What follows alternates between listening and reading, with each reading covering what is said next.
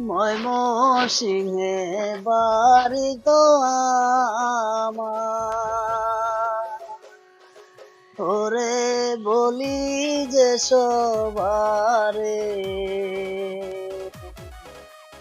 গার্মেন্টসেতে কাজ করি, বাগেরও বাজারে। সবার কাছে বলি গো আমি,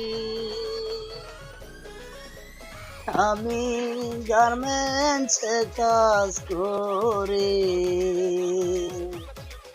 সবাই একটু মন থেকে সাপোর্ট করি, ওরে বন্ধু সাপোর্ট করি।